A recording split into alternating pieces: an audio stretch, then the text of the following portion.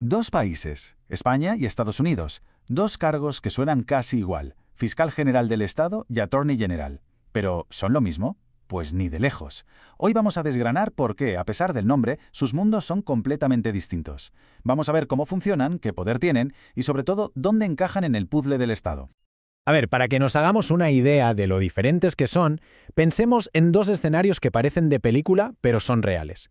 En un país, el fiscal jefe, el número uno, acaba siendo juzgado por la propia justicia. Y en el otro, el fiscal jefe tiene que supervisar una investigación, ojo, sobre el mismísimo presidente que lo puso en el cargo. ¿Cómo es posible que pasen estas dos cosas? Pues ahí, justo ahí, está la clave de todo, en el ADN de cada sistema. Vámonos primero a España. El caso de Álvaro García Ortiz. Todo empieza con una investigación de la Fiscalía por un tema de fraude fiscal. De repente, ¡bum!, se filtra a la prensa una nota con información sensible. Y la cosa escala y escala hasta que el Tribunal Supremo, nada menos, acaba imputando al propio fiscal general del Estado. El delito, revelación de secretos. El final ya lo conocemos, condena y dimisión. Es una imagen potentísima, ¿verdad? El sistema judicial, en cierto modo, juzgándose a sí mismo en su punto más alto. Ahora cruzamos el charco. Estados Unidos. Investigación sobre la interferencia rusa en las elecciones de 2016. El FBI está en ello, la tensión política es máxima, tanto que el presidente Trump llega y despide al director del FBI. Para intentar calmar las aguas y asegurar que la investigación siga adelante de forma independiente, se nombra una figura muy conocida, el fiscal especial Robert Mueller. Y aquí, ojo, llega el giro de guión. Después de años de trabajo, ¿a quién entrega Mueller su informe final? No a un tribunal, no. Se lo entrega al Attorney General, que resulta que ha sido nombrado por el mismo presidente que está en el centro de la investigación. Curioso, ¿no? Bueno, ya hemos planteado el puzzle. Ahora toca resolverlo. Y la respuesta a por qué estos dos casos son tan distintos, tan opuestos, está en una sola pregunta, pero una pregunta que lo cambia todo. ¿Son estos fiscales parte del Poder Judicial o del Poder Ejecutivo? Pues aquí lo tenemos. La diferencia es brutal. En España, el fiscal general del Estado es la cabeza del Ministerio Fiscal y este se integra en el Poder Judicial. Es un hombre de la justicia. Pero en Estados Unidos, el Attorney General es un miembro del Poder Ejecutivo. O sea, es parte del gobierno, un ministro más, por así decirlo. Y esto no es un pequeño detalle técnico, ¿eh? Es un abismo, un cambio de paradigma total. A ver, ¿qué implica esto en la práctica para España? Pues que el Ministerio Fiscal es como un árbitro. Tiene autonomía. Claro que colabora con el gobierno, pero no obedece órdenes. De hecho, la ley es súper clara. El gobierno no puede darle instrucciones. Su jefe, por llamarlo de alguna manera, es la ley. Su lealtad es con la legalidad, no con el partido que esté en el poder. Y en el otro lado del ring, Estados Unidos.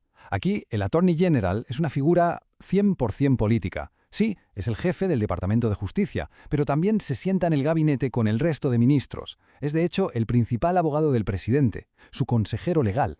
Y esto es fundamental. Su puesto depende totalmente de la confianza del presidente. Vale.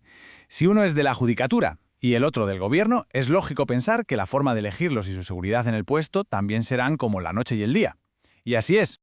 Miremos cómo se hace en España. Es un proceso con varios filtros, un sistema de checks and balances que dicen los americanos. Paso 1. El gobierno propone un nombre. Paso 2. El Consejo General del Poder Judicial, o sea, el órgano de gobierno de los jueces, tiene que dar su opinión. Paso 3. El Congreso de los Diputados lo examina. Y finalmente, el rey lo nombra. Fijaos, participan los tres poderes del Estado, el ejecutivo que propone, el judicial que opina y el legislativo que valora. Un sistema complejo para blindar la elección. ¿Y ahora cómo es en Estados Unidos? Pues mucho más sencillo y mucho más político. El presidente elige a su candidato, a su persona de confianza, y lo nomina. Y luego solo necesita el OK del Senado y ya está. Es una negociación directa entre la Casa Blanca y el Capitolio. El Poder Judicial aquí ni está ni se le espera. ¿Y qué pasa con la duración del cargo? Pues aquí la diferencia es, si cabe, aún mayor. En España, el fiscal general tiene un mandato fijo de 4 años, y no lo pueden echar así como así, solo por unas causas muy específicas que marca la ley. Esto le da una estabilidad y una independencia enormes. En cambio, en Estados Unidos, el Attorney General no tiene mandato. Dura lo que el presidente quiera que dure. Si un día se levanta con el pie izquierdo y decide despedirlo, puede hacerlo, así de simple. Claro. Con estos mimbres, los cestos que salen son muy diferentes. Sus misiones del día a día, sus responsabilidades no tienen nada que ver. Vamos a verlas. En España, las funciones del fiscal general son, digamos, muy de principios. Su trabajo es ser el guardián de la ley.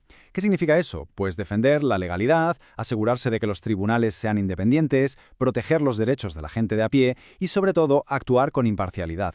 Es el garante de que las reglas del juego se cumplen para todos. En Estados Unidos, el Attorney General tiene un trabajo mucho más de acción. Es el jefe de las fuerzas del orden a nivel federal, el poli número 1 del país, para que nos entendamos. Además de ser el abogado del presidente, como ya dijimos, es el que manda sobre el FBI, la DEA, agencias con un poder inmenso. Su rol es mucho más ejecutivo, más de gestión directa. Y esto se ve en cómo se organizan. La Fiscalía en España es como un ejército, una estructura muy vertical, muy jerárquica, donde todos los fiscales siguen una misma línea de actuación.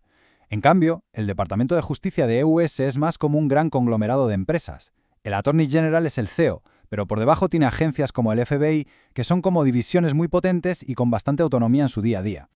Ok, ya tenemos todas las piezas del puzzle sobre la mesa. ¿Qué tal si volvemos a los dos casos del principio?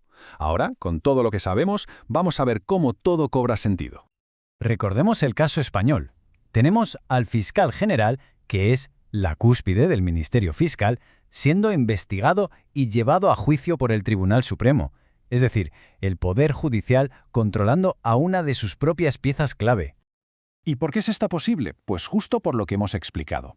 Como el fiscal general es parte del Poder Judicial, está sometido a las mismas reglas que los demás. Los tribunales pueden actuar contra él. El caso de García Ortiz, nos guste más o menos el resultado, es la prueba de que el sistema de control judicial funciona. Demuestra que, en teoría, nadie está por encima de la ley, ni siquiera el máximo acusador del país. Y ahora volvamos al lío de la investigación Mueller en Estados Unidos. Se crea una figura especial, el fiscal Mueller, para que investigue con independencia. Pero su informe final va a parar a la mesa del Attorney General, que no olvidemos, es un hombre del presidente, un miembro de su gobierno.